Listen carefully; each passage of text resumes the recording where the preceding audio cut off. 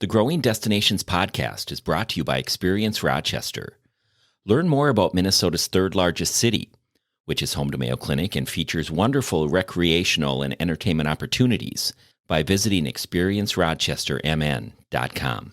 I have such a deep feeling that as time goes by, as the winter, the spring comes by, summer, we're going to see such a huge flock of people just wanting to get back to normalcy, right? And what is normal? Well, you got to be ready for that too, and I see it every day for us. We're ready for the takeout. We're ready for the frozen. We're ready to provide something at the grocery store. So you have to be ready, because if one of them doesn't work, the other 3 or 4 will work. Welcome to the Growing Destinations podcast, where we take a deep dive into destination development and focus on a wide range of topics, from tourism and entertainment to economic development and entrepreneurism and much more. I'm your host, Bill Von Bank. He's been described as the immigrant pizza king of Rochester, and his pizza business has proven pandemic-proof. His name is Pasquale Presa, and he's the namesake owner and operator of Pasquale's Neighborhood Pizzeria in Rochester, Minnesota. Since the start of the coronavirus pandemic and his ability to pivot quickly, Pasquale's business has flourished and diversified. Today you'll meet Pasquale and understand why he's living the American dream. Pasquale Presa, welcome to the Growing Destinations podcast. Well, thank you, Bill. We appreciate it. It's an honor to be back. Pasquale, you've had a successful career as an executive chef traveling the globe. You were recruited to Rochester, Minnesota by a hotel group in 2010, and in 2017 you opened a pizzeria, aptly called Pasquale's Neighborhood Pizzeria. What led you down the path of restaurant ownership? As a young boy, when I worked for an Italian family in New York, I always enjoyed watching them grow and being successful, and it really stuck with me that I want to do it. One day, maybe I'll do it. But if you hear, I was always a little bit hesitant, scared, not confident. And I went down the path of hotels to build that confidence, that self-reassurance, understanding what and how they do things. So if one day I did open up my own place, at least I have a little toolbox to kind of go through some of the tools I learned along the way. You're an accomplished chef, graduate of the Culinary Institute of America in New York. And again, traveling the globe, did you get tired of it? Yes. I actually got tired of, realizing that you can cook the best meal in the world, and you're only limiting yourself to a small audience. So from what I was born, where I was born, how we were taught to be in a small town, small village, taking care of people, families, cousins, I realized that we didn't have to cook the best meal in the world. We had to be involved in the community and cook a great meal, whether it was pizza, whether it was pasta, whether it was using olive oil, making tomato sauce. So I actually got tired of cooking such refined foods for the wealthiest of the wealthiest, and some of them didn't even know how to hold a fork and knife. So I said, I want to get back to my roots. And that's where I had the courage to listen to my wife and say, should we open up a pizza shop? And she said, let's do it. So that was the courage, yeah. In 2017, you opened. Tell us the early days of running a pizza shop. Well, let me tell you, it was very stressful. Of course, I didn't want to let, our family down. I didn't want to let friends down. I didn't want to let the community down. And I was always working 7 days a week. I put my family aside, my kids aside, so many things aside, because I just wanted to make it work. And it was one of the toughest tasks I've ever had to accomplish, because there was so much on my shoulders, and, training people, helping people, service, customer service, hospitality, being involved in the community, marketing, accounting, all of the things that were all new, and some that I'd learned, but it was really, really hard. Pasquale, you are running yourself ragged with this business. At the same time, you're starting to get some clientele and getting success. Rochester, Minnesota, home to Mayo Clinic, so obviously visitors from other cities, other states, other countries. Talk us through, how you managed this new brick and mortar building, the growing success of it, and the stress of being a business owner. I started really, really loving it more and more, that the fear was overtaken by the joy of putting smiles on people's faces, being involved in the community more, helping others. So it almost lessened the tension, because now business is starting to come in. At the same time, we started noticing in Italy where the pandemic hit, and the other countries started seeing it, obviously China. And all of a sudden, things started to evolve in our own investment. So I had 3 partners, and I realized that the partnership wasn't working out as well as we wanted to. So right as the pandemic started coming closer here to the States, I met an SBA officer, a loan officer, that I wanted to find out, how can I qualify to buy them out? So I bought out my partners, and it was a tough, stressful time, but it was almost like an awakening for me, that I again felt free to be able to think, what could I do? How can I survive? How can I last? How can I withstand this whole, unforeseen thing that businesses were closing all over the place? So on March 17th of 2020 is when our loan went through, and I was on my own. And all of a sudden, I had a fire in me that no matter what, I was not going to give up. You closed on your loan to be sole owner of your business, and then you also had to shut down because of the coronavirus pandemic. Talk about stress. Oh, man, let me tell you, I was so worried and scared. The good thing about it was that, we could not have any sit down, but we had to pivot and do all takeout. So fortunately, we had a lot of pizza boxes. We had a lot of, food that we can hold in order to make pizzas, and flour can stay, tomatoes can stay, cheese can stay. So all of a sudden I realized I have something here that I could provide, that comfort, the food, because people also were scrambling. They didn't know what to do.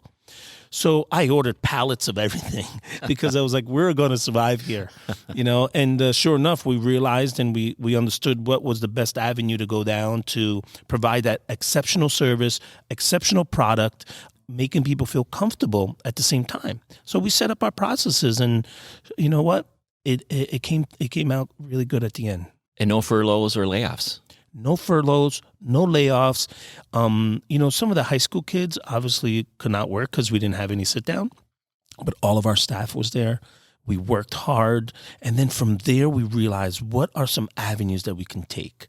What are some new things that we can do? And that's when we were approached by Hy-Vee, a supermarket chain that wanted to utilize our frozen pizzas. And sure enough, we started making frozen pizzas. Why did they come to you? Well, one is because they saw the success of how our quality was being received in the community. So they wanted to utilize that. They wanted to pair up with local foods, local vendors. And sure enough, here we are putting it in one store. And before I know it, it started growing throughout Rochester. For pizza? For only frozen pizza. Frozen pizza, which was typically not your game plan. It was not my game plan. An executive chef, Italian-born, Italian-raised at the Culinary Institute of America, we don't think about frozen pizzas. We think about the best fresh pizzas coming out or fresh product coming out. This is a Hy-Vee store in Rochester, Minnesota, and it's actually part of a chain of grocery stores based in Des Moines, 275 retail stores in 8 Midwestern states, several in Rochester, Minnesota. So you started in southern Minnesota working with these Hy-Vee grocery stores to provide them frozen pizzas, because were they just running out? Yeah, so a lot of the shelves started, being low or empty. So everyone was reacting, the logistics and the food chain and shortage. So I had an opportunity to be a filler at an end cap, where now I was providing that exceptional product right at the customer's eye. This opportunity has really changed your business working with Hy-Vee. Let's pull back the curtain a bit and talk about the early days of how this relationship started and where it's heading. I always talk about those emotional connections with people, and throughout my entire life, even as a young boy in Italy, you connect with people that sometimes are special. And so I met Brett Peterson from Hy-Vee South, and he was the director In Rochester, Minnesota. He is the purchasing director there of Hy-Vee, and we started having that relationship. And sure enough, I said, I want to meet someone in the corporate office that I can have a relationship with and ask questions, build that relationship of what can I do, teach me. And sure enough, he given me a name, Tyler Waltz, and I got to tell you, he has changed my life. One, again, that emotional connection with people that can see that you mean good, you want to do good, you want to do the best. And I reached out to him, and ever since, to date, we communicate. He's teaching me, they're teaching me what to do, what to look for, how to be different, better, and special, and unique. So that's where we're heading down, is to grow our brand. And more than just frozen pizza. Yeah, right now, as a matter of fact, they just backhauled. I'm learning all these words. Yeah, they backhauled 314 cases to put our olive oil from our family, from fields that when I was a young kid, I used to walk around, jump around, throw rocks, climb on trees, break branches, that we are now bringing that olive oil here to 9 different states. Okay, so let's back up here. So your family from Italy has olive orchards. Yes. And you have now a brand of olive oil with your family in Italy that you are now importing to the United States, and you're working with Hy-Vee to get into all of their stores. Yes. Wow. Yeah, and it is a wow moment because, I never would imagine, how do I go about this? So I started learning. I looked online how to obtain an import license, how to obtain a USDA license, a permit, and all the certifications to do things right. So we opened up a Midwest, it's called Pasquale's Midwest Italian Imports. So we are bringing in our family's olive oil. This is 5 generation of pure quality. Then now here I am bringing it to America 42 years later. It's crazy. So it's not only olive oil, now they're also recognizing that we are bringing the top quality from our region of Puglia. So we're starting bringing more than olive oil. Tomatoes? Well, we're going to have our own pizza sauce. We're going to have our pasta that is made in Bari, Altamura Bari, that is well known for the best grain in the world. We're bringing jars of marmalade. We're bringing jars of condiments with sun-dried tomatoes, Cerignola olives that are known in the world from my region of Italy. So I go back. I went to the Culinary Institute of America. I learned all about some of the best product that come from Puglia region, and now I'm able to bring it all back here to share with everyone. Can you get all of that right now in your restaurant? So right now you can get our olive oil, our pastas, and our pizza sauce, marinara sauce, tomato basil sauce. Pretty soon, we actually have a container out in sea that will arrive with more products. And these are the surprise products that we're bringing in to stores. And that's the relationship that's allowing me to bring small amounts into the local IVs, into our restaurant, into our marketplace, that all of a sudden, as soon as you open it and you taste it, you can pure taste the flavor. I want to read a headline from a feature that the Minneapolis Star-Tribune wrote about you in 2021. The headline says, Pasquale Presa, the immigrant pizza king of Rochester, proves pandemic proof. What's your reaction to a headline like that, given all you've been through in the last 2 years?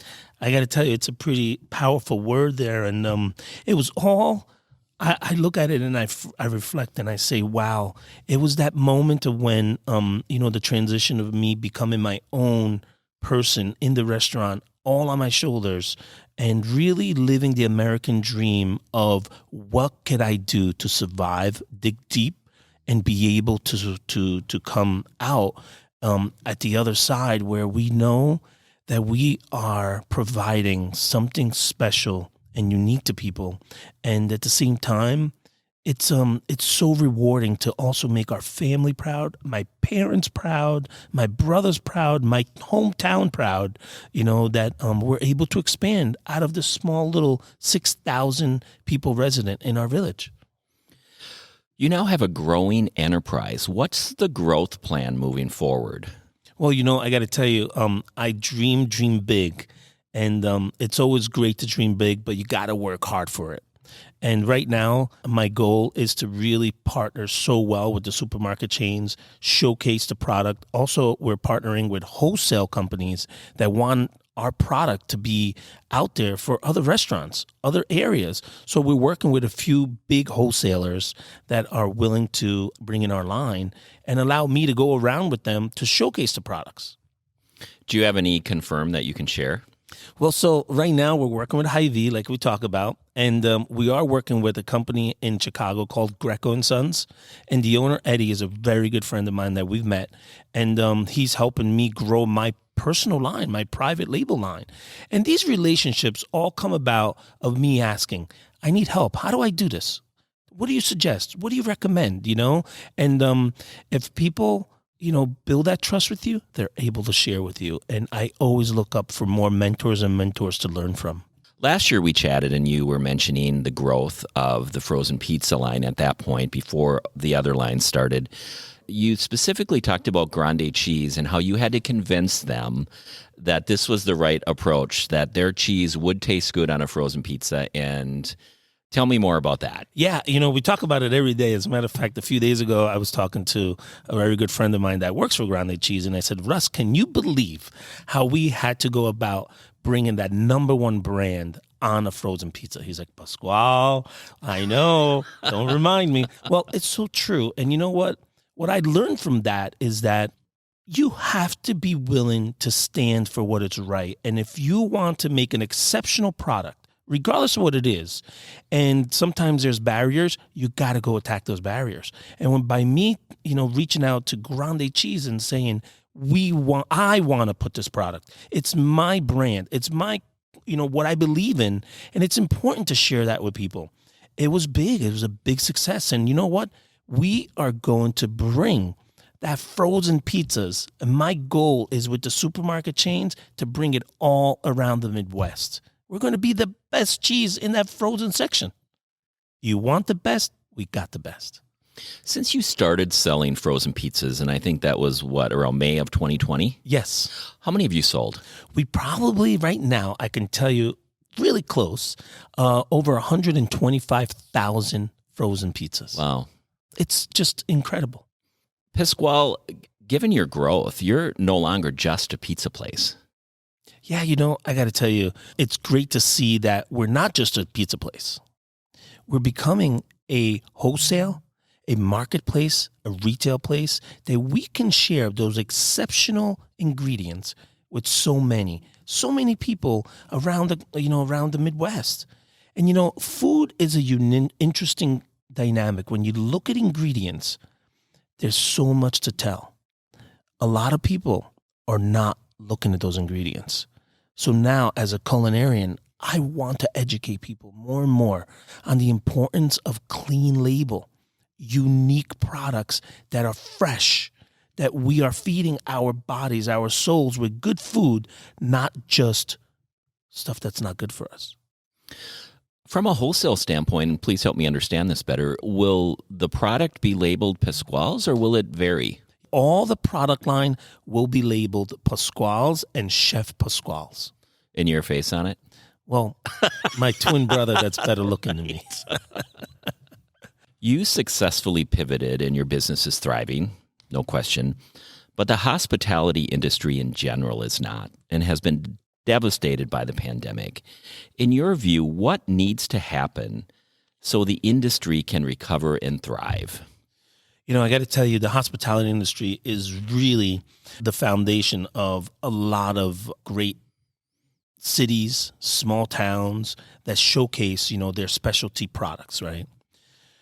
What I've learned in my lifetime here as an executive chef, working for hotels, working for the best resorts, working for a pizza shop, you cannot limit yourself to one thing. You have to be able to pivot and look deep and see what is the need? What can you do? How can you turn your model into something different? Diversify. Yeah, because, for me, you look at it, I was an executive chef. I worked in Kauai. I worked at St. Regis. I worked at the Westons, some of the best brands out there, right? You can still provide that best brand touch even through a pizza. So no matter what you do, In the hospitality field, you have to dig deep and really, really be ready to provide something unique for what you do. You can have the best steakhouse, but now you have to be able to diversify and say, what could I do in these times? What is different? Because you know what? It's going to take a while for people to build that confidence to go back out and dine like we used to dine. So we have to be able to be and be able to diversify, be able to pivot, be able to look and say, okay, I need to change. It's not about me. It's about how can I keep those doors open and always provide the best. As we were chatting earlier, before we started recording, we were talking about pent-up demand that people have to get out and do things, and you definitely see it in your restaurant right now. Yeah, I got to tell you, this past weekend, we were so busy, and our staff was like, is there a pandemic going on? So we talk about this, but I got to tell you, I have such a deep feeling that as time goes by, as the winter, the spring comes by, summer, we're going to see such a huge flock of people just wanting to get back to normalcy, right? And what is normal? Well, you got to be ready for that too, and I see it every day for us. We're ready for the takeout. We're ready for the frozen. We're ready to provide something at the grocery store. So you have to be ready, because if one of them doesn't work, the other 3 or 4 will work. You and your family moved to America from Italy when you were a young boy to chase the American dream. What does the American dream mean to you? That is an emotional touch for me, because the American dream is exactly what I'm living right now. It's hard work, dedication, success, being able to not worry about how am I going to afford a pair of shoes? How am I going to afford to pay our mortgage or our rent? We're always cautious about it, but it's such a cleansing feeling to know that you're able to make choices, smart choices, that can impact a lot more, not only yourself, but also others, Annually, you give approximately $100,000 in product back to the community to support many charities. That's a big commitment. It is, and I got to tell you, we are able to do that because we serve a product that it's pretty flexible. It's bread, it's tomato, it's pizza. So we're able to do that. And we love to be able to share that bread, just like our hometown. We give to local charities. We give to the homeless shelters. We give to so many groups, to high schools, to elementary schools, because it's always part of us, within us, to always be able to give. It feels good to be able to give. For many years, as we were raising our family, as I was here on my own, I was 18, 19 years old. It was hard for me to give. Like, I had to work hard. There were nights I'd sleep in my car. When I was going to the Culinary Institute of America, I'd be traveling down to New York City, coming back home to my dorm. And, I was exhausted. I was scared. How am I going to pay my car payment? But now, I got to tell you, it feels good to be able to give back, and be part of such a pillar in the community that we live in. This is such a great, amazing community. We talked earlier about a feature in the Minneapolis Star-Tribune in the headline I read. I just want to read a comment from somebody who read that article. "This guy's food got us through a couple of long nights during our daughter's cancer treatment. It was one of the few things that let us remember what a normal life was. Hats off to him and his great grub." Yeah. It's touching, because so many people walk through those doors that are from all over the place. And they're here to search for answers, help their kids or help their loved ones. And we want everyone that walked through those doors to be part of our family, to feel what normal feels again. And that's what we recognize in our restaurant. We're the neighborhood place where people come and feel that we're in their home. They're in our home. They're in our living room. And they could get the smell just like their grandparents had or were making. Their friends were making, their parents were making. I just love hearing that all the time when they walk in. Like, wow, I love that smell. What excites you about the future? It's interesting because I talk to my kids and I talk to our staff, and there's so many opportunities that are now opening up more and more. And again, it allows me to feel safe. It allows me to feel secure that I'm able to do it very cautiously without making mistakes, and also being able to grow bigger and bigger, because it actually becomes fun. It becomes fun, and you utilize your relationships around the country, around the world. So it excites me that I just can't wait to see where we'll be in 5 years from now, in 10 years from now. I'm just so excited to see that. Pasquale Presa, thank you for sharing your story, and congratulations on all your success. Well, thank you. It's an honor, and I'm so thankful. Thank you for tuning in to the Growing Destinations podcast, and don't forget to subscribe. This podcast is brought to you by Experience Rochester. Find out more about Rochester, Minnesota, and its growing arts and culture scene, its international culinary flavors, and award-winning craft beer by visiting experiencerochestermn.com.